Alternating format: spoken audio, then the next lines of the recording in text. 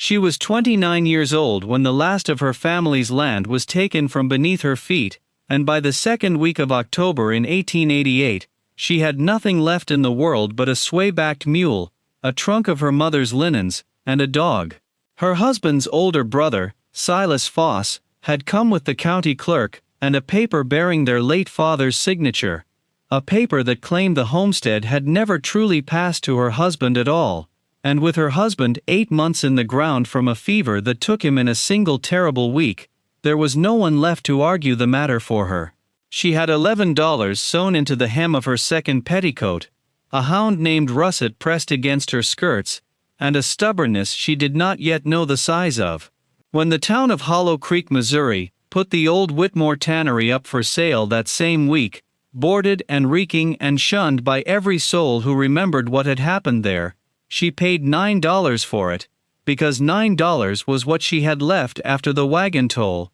and because nobody else wanted it. She told herself it was foolish. She told herself a tannery was no place for a widow and a dog, but something in her, some old current of her grandmother's blood, whispered that the vats beneath that collapsing roof were hiding more than the stink of 40-year-old hides, and that whatever was sealed down there was going to change her life, and the life of the whole town, before the year was through. Settle in, and let us tell you the story of Clementine Foss and her faithful dog Russet. If this story of quiet courage and buried truth speaks to something in you, tell us in the comments where you're watching from tonight, and let Clementine and Russet keep you company a while. Before we go further, let us tell you a little of who Clementine was before the world tried to convince her she was nobody at all. Clementine Foss had not always been a woman without a roof. She had been born Clementine Ward, the third daughter of a leather worker in the river town of Percival's Bend, and she had grown up with the smell of tan bark and neatsfoot oil in her hair the way other girls grew up with lavender water. Her father, Amos Ward, had not been a wealthy man, but he had been a careful one, and he had taught all three of his daughters the trade most fathers reserved for sons, because he said a skill in the hands could not be foreclosed upon, could not be swindled away by a clever lawyer, could not be taken by fire or flood the way land and money could. Clementine had loved him for that lesson more than she loved almost anything else he gave her, and she had carried it with her the way other women carried a locket. She learned to read a hide the way a doctor read a pulse, to know by smell and by touch when a bark liquor had steeped long enough, to see in a stack of raw leather the boots and harness and Bible covers it would someday become. It was at her father's tannery, delivering a load of trimmed calfskin to a harness maker in Hollow Creek, that she first met Thomas Foss, a quiet sunburned young man, with kind eyes, and a habit of talking to his horses, as though they understood every word. Thomas was not a leather man himself. He farmed a modest parcel outside of town that had come down through his family for 2 generations, but he had a gentleness about him that made Clementine feel, for the first time in her young life, that she had found someone who would not ask her to be smaller than she was. They married in the spring of 1881, in a little clapboard church with wildflowers tucked into the hymnals, and Clementine came to Hollow Creek a bride with a leather worker's hands and a farmer's modest house to keep. It was in the second year of their marriage that Russet came to her, half-starved and shivering under the porch during a spring storm, no bigger than a loaf of bread, and already showing the rust-colored coat and long intelligent face that would mark him all his life. Thomas had wanted to shoo the stray away, worried about feed enough for themselves, let alone a dog, but Clementine had knelt in the mud in her good dress, and looked into that trembling animal's eyes, and felt something settle into place inside her, the way a key settles into a lock it was cut for. She fed him from her own plate that night, and every night after, and Russet grew into a broad-chested, russet brown hound, with a nose that seemed to catch on things other creatures never noticed, and a loyalty that asked for nothing but her company in return. He slept at the foot of her bed. He walked her to church and waited outside the door. When Thomas teased her that she loved the dog more than her own husband, she only laughed, and said a dog never once told her she was wrong when she wasn't, and Thomas, who had never once told her she was wrong when she wasn't either, only grinned and let it be. Those were good years, plain and unhurried, the kind of years a person does not know to treasure until they are gone. Clementine kept a little kitchen garden, mended harness leather for extra coin, and taught herself, in idle hours, everything she could about the old Whitmore tannery that had once been the pride of Hollow Creek before it shuddered under a cloud nobody spoke of directly. She would walk past its boarded windows on her way to market, and feel a small, unaccountable pull toward the place, the way a person feels drawn to a shut door in a house they have lived in for years, without ever once being told what lies behind it. Thomas used to tease her that she had more curiosity about that ruin than about half the living people in town, and she would only shrug and say that a good tannery, even a silent one, still had something to teach a person who knew how to listen. In the evenings, when her chores were done, she liked to sit on the porch with Russet's head heavy in her lap, and watch the light go gold, and then gray over the fields, and she would tell herself, only half in jest, that someday, she would like to see that old building breathing again, its vats full, its smoke curling from the chimney, the way it must have when Ezra Whitmore was alive, and the whole town still trusted him. She did not know then how much that old building's silence would come to matter to her, nor how soon she would be the one left standing outside a shut door with nothing to her name but the courage to open it.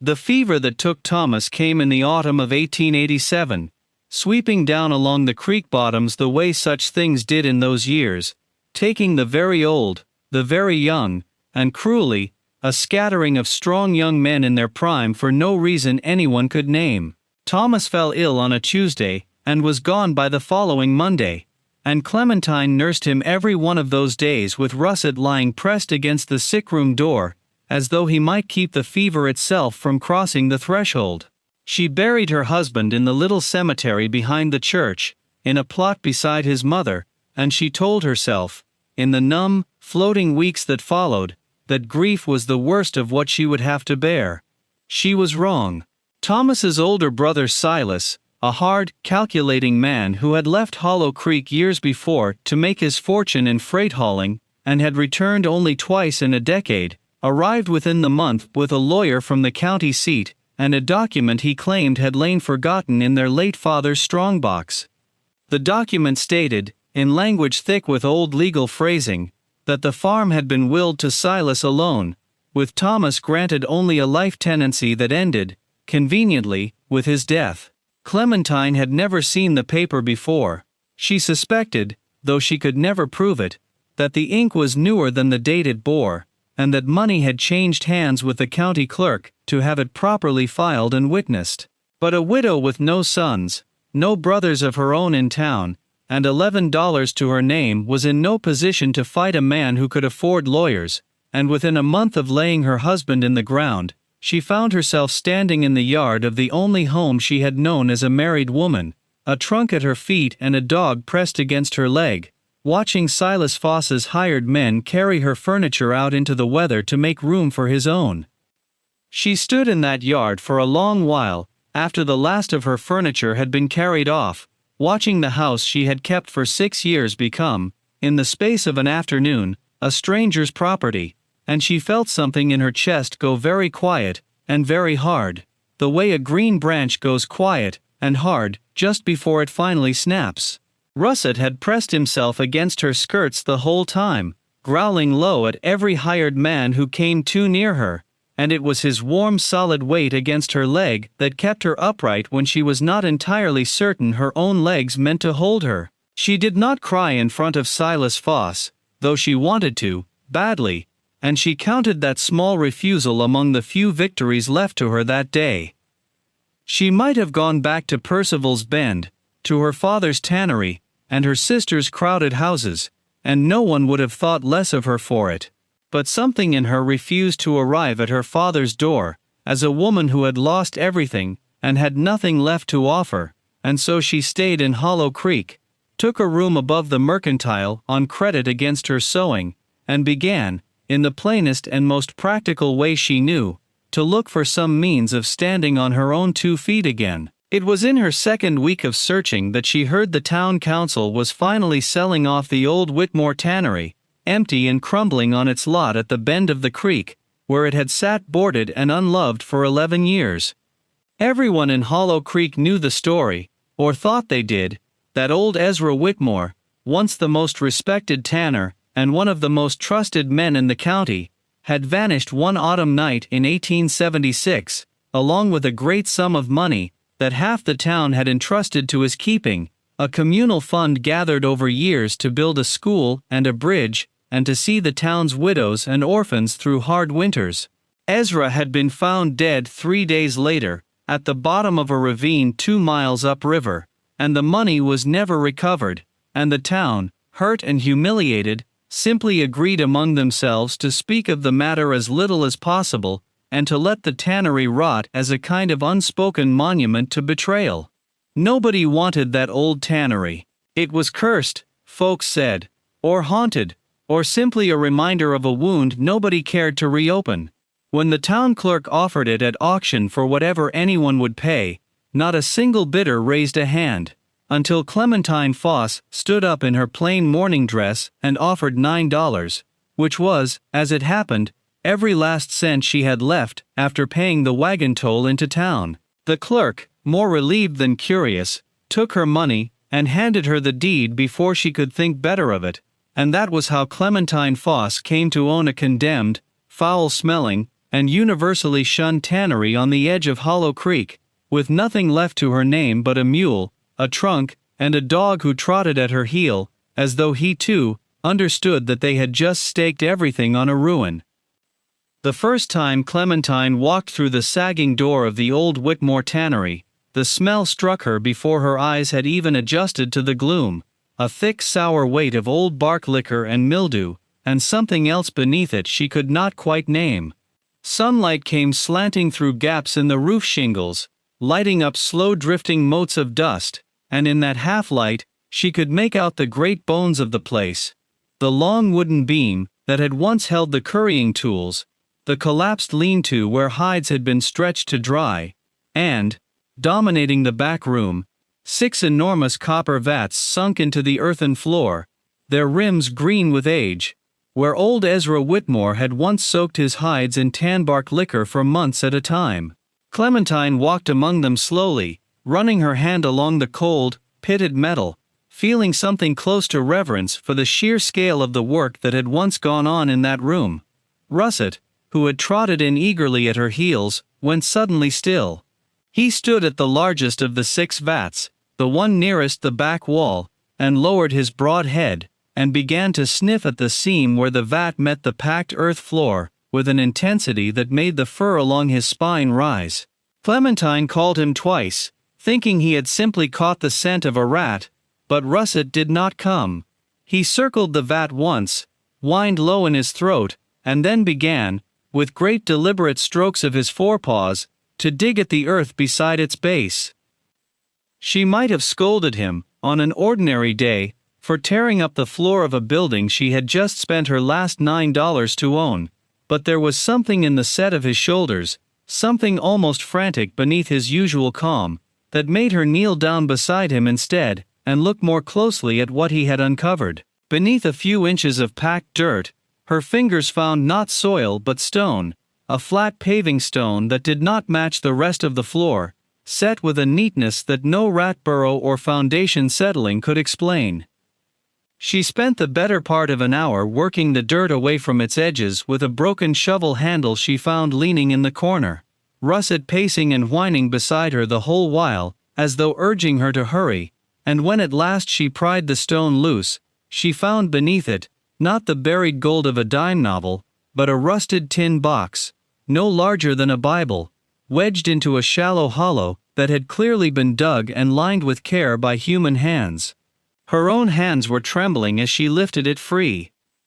The box was locked, its hinges seized with rust, and when she shook it gently, she heard the muffled shift of paper within, not coin, not gold, but something that felt, from its weight and its whisper of movement, very much like folded documents. For a long moment, she simply knelt there in the dust with the box in her lap, listening to the old building settle and creak around her, the way an old man settles into a chair at the end of a long day, and she found herself speaking softly to Russet, as though he might answer her back, asking him what in the world they had gone and found. Russet only thumped his tail once against the floor, and rested his chin on her knee, watching the box with the same steady attention he gave to a rabbit hole he meant to keep an eye on, and Clementine took a strange comfort in that, in the idea that whatever waited inside, her dog at least seemed unafraid of it. She did not open it that first evening. Instead, she sat back on her heels in the fading light, with the box in her lap, and her hand resting on Russet's head, and she understood, with a certainty she could not have explained to anyone who asked, that whatever old Ezra Whitmore had buried beneath his copper vats 12 years before, it was not the theft the whole town believed him guilty of. It was something he had been trying, at the cost of his own good name, and perhaps his very life, to protect. It took her 3 days to work the lock loose without destroying whatever lay inside. 3 days in which she barely slept, in which Russet took to lying across the threshold of the back room each night, as though standing guard over the box himself, refusing even his favorite spot by the stove. When at last the lock gave way beneath a bent hairpin and a great deal of patience, Clementine lifted the lid to find a bundle of documents wrapped in oiled cloth, to keep out the damp, remarkably well preserved after 12 years underground. There was a ledger, in a careful sloping hand she did not recognize, recording contributions from dozens of Hollow Creek families toward the school and bridge fund, names she recognized as belonging to people still living in town or to their children and grandchildren. There was a stack of banknotes, old issue currency, that would need to be exchanged but was still worth a considerable sum, more money than Clementine had ever seen gathered in one place in her life. And beneath the banknotes, folded separately and sealed with a ribbon of black mourning silk, there was a letter, addressed simply to whoever should find it, and signed at the bottom in a hand grown shaky with fear, Ezra Whitmore. The letter, when Clementine finally worked up the courage to read it by lamplight, with Russet's head resting warm against her knee, told a story very different from the one Hollow Creek had told itself for 12 years.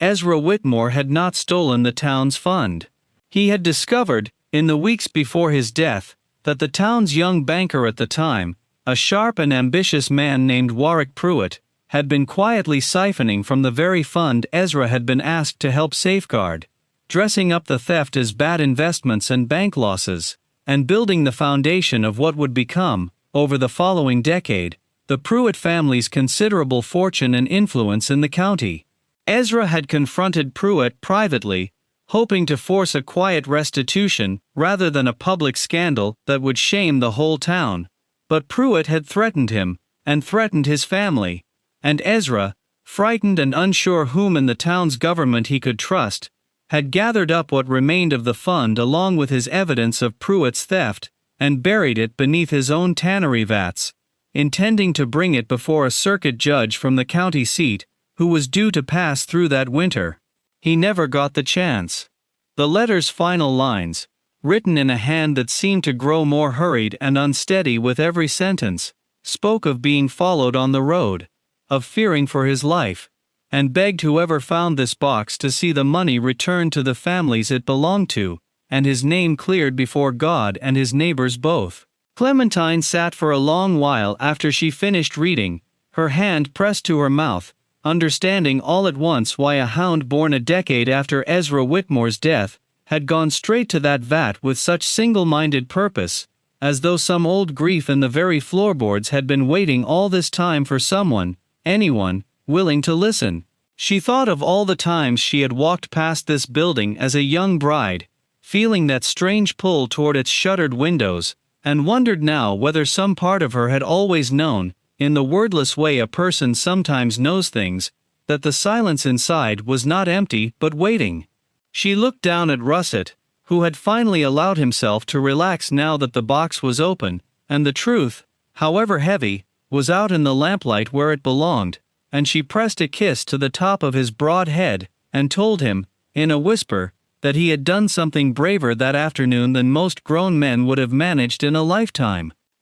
She spent the rest of that night, copying the ledger's names into her own hand by candlelight, unwilling to trust the fragile, water-stained original to any more handling than it needed, and it was well past midnight before she finally banked the fire and lay down. Russet curled at the foot of her bed, as he always was, though she noticed he slept that night, with one ear still turned toward the back room, as if some part of him remained on watch even in his dreams. There were quieter cruelties too, the kind that never showed up in a sheriff's report, but wore on a person all the same. The mercantile owner, who had always been friendly enough to extend her a little credit, began finding excuses to ask for cash instead. A woman she had once considered a friend crossed the street rather than greet her outside church, murmuring something to her companion that Clementine did not need to hear to understand. Through all of it, Russet remained the one steady, uncomplicated presence in her days, trotting beside her on her errands, with his head held high, as though he, at least, had no doubts at all about her good name. And there were more evenings than Clementine cared to admit, when his simple, unwavering company was the only thing standing between her and despair. Word travels quickly in a small town, and it did not take more than a week for Hollow Creek to learn that the widow Foss had bought the cursed old tannery, and had been seen carrying a strange tin box wrapped in cloth up the street to the sheriff's office. Clementine had gone first to Sheriff Amos Petrie, a fair-minded but cautious man near the end of his career, and laid the ledger, the letter, and the banknotes before him, along with her own account of how Russet had led her to the buried stone. Petrie read the letter twice through in silence, his jaw tightening more with every page, and told her plainly that this was a matter that would need to be handled with great care, for the family it accused was the wealthiest and most respected in the county, and old Warwick Pruitt's son, Josiah Pruitt, now ran the very bank his father had built and sat, moreover, on the town council that had sold Clementine the tannery in the first place. It was Josiah Pruitt who came to see her only 2 days later, dressed in his fine gray coat, all smiles and reasonable concern, offering to buy the tannery back from her for $50, 5 times what she had paid, and to take the old box off her hands, so she would not have to trouble herself further with what he called a sad and confusing old rumor, best left buried. Clementine, who had learned a great deal about reading people from years of reading hides, saw the fear beneath his politeness plain as day, and she told him, gently but without a flicker of hesitation, that the tannery was not for sale, and neither was the truth. What followed was the hardest month Clementine had known since Thomas's death. Josiah Pruitt, finding gentle persuasion refused, turned to harder methods a man of his standing could apply without ever dirtying his own hands. Word went around town, seated by whispers Clementine could trace back to men who did business at the Pruitt Bank, that the widow Foss had gone half mad out at that cursed tannery, digging up bones, and telling wild stories to draw attention to herself, that perhaps she had forged the letter herself out of spite or need. 2 of the families who did business with the bank suddenly found their loans called due early, a pointed reminder to the town of exactly whose goodwill kept Hollow Creek's economy afloat. Someone crept onto the tannery property one night, and tried to set fire to the old lean-to, though Russet's furious barking woke Clementine in time to douse the flames before they spread, and though she could prove nothing, she had no doubt whose hand had struck the match, nor whose money had paid for it. Sheriff Petrie, caught between the evidence in front of him and 30 years of small-town politics, moved with maddening slowness, sending for a circuit judge from the county seat, but warning Clementine it might be weeks before one could be spared. Through it all, Russet never left her side, sleeping across her doorway each night, with one ear always cocked toward the road, and it was his low warning growl one evening that gave Clementine just enough notice to bar the tannery door, before 2 men hired to frighten her off, tried the latch, and finding it fast, and hearing the dog's deep furious voice on the other side, thought better of forcing their way in. It was an old woman named Beulah Danvers, who had lived in Hollow Creek longer than almost anyone, and remembered Ezra Whitmore as a gentle, honest neighbor, who finally tipped the balance. Beulah had kept, all these years, a small notebook of her late husband's, a man who had done odd bookkeeping work for the bank in its earliest days, in which he had recorded certain irregular transfers he'd been troubled by but never dared question aloud, entries that matched, almost line for line, the very thefts described in Ezra's letter. Beulah brought her notebook to Clementine of her own accord, saying she had carried the weight of her silence long enough, and that a dog with more sense than half the town had finally shown her the courage to speak plainly. With Beulah's notebook laid alongside Ezra's letter and ledger, Sheriff Petrie could no longer plead caution, and when the circuit judge finally arrived in Hollow Creek 3 weeks later, the evidence against the Pruitt family's founding fortune was laid out plainly enough that even Josiah's considerable influence could not smooth it away.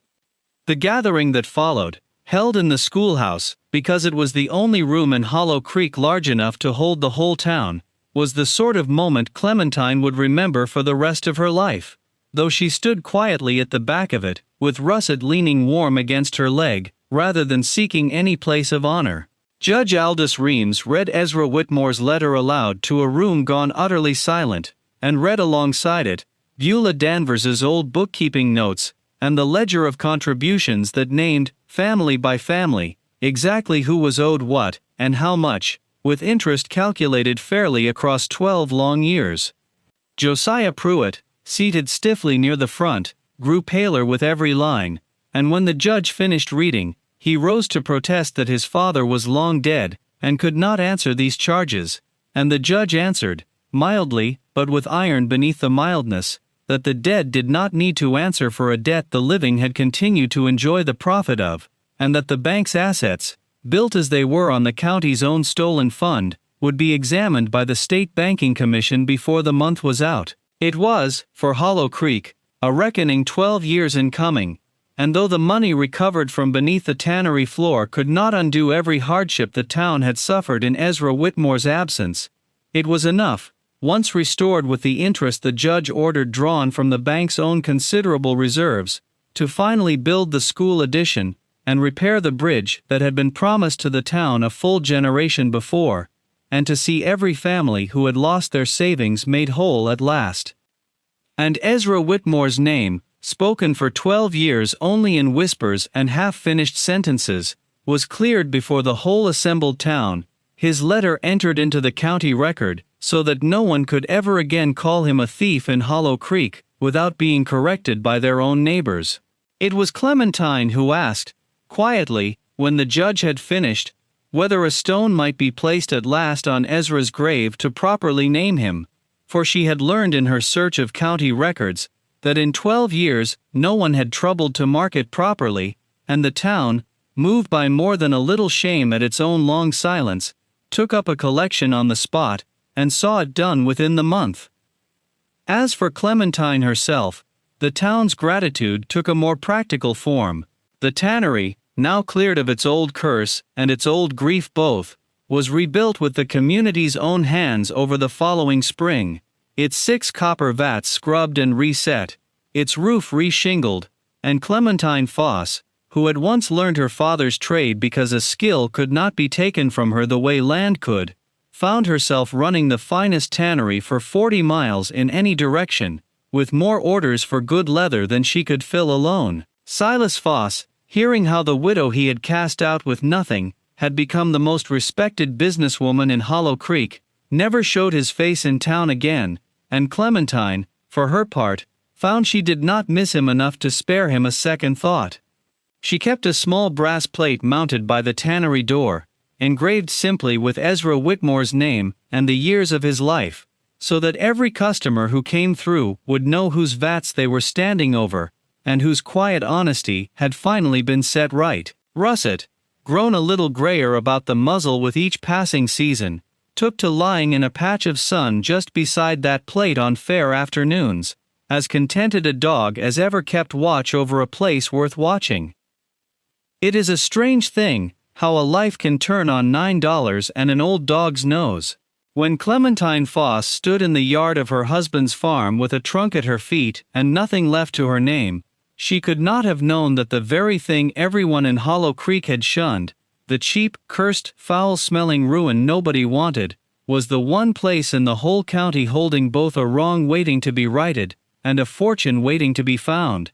She could not have known that a stray hound taken in during a spring storm 6 years before would grow into the very creature whose keen nose and quiet loyalty would uncover a truth 12 years buried, and finally let an honest man rest easy in his grave. But perhaps that is the lesson worth carrying away from Hollow Creek, Missouri, in that long-ago October. That value is so often overlooked simply because it is dressed in dust and disrepute, that patience and honest work can outlast even the deepest injustice, and that the truest fortunes, the ones worth having, are rarely the ones we go looking for. They are the ones that find us, quietly, faithfully, the way Russet found the stone beneath the vats, simply because we were willing to stay, and dig, and believe that something worth uncovering was there all along. Thank you for spending this quiet evening with Clementine and Russet, and with the whole town of Hollow Creek, as it finally set an old wrong right. If their story moved something in you, we would be grateful if you shared it with someone who might need a little reminder tonight that overlooked things are so often worth a second look, and that loyalty, patient and unglamorous as it is, has a way of leading us exactly where we need to go. We leave you with just one question to carry into your own evening. Is there something in your own life, some quiet, unlovely, overlooked thing, that might be worth digging into a little further? Until next time, stay close.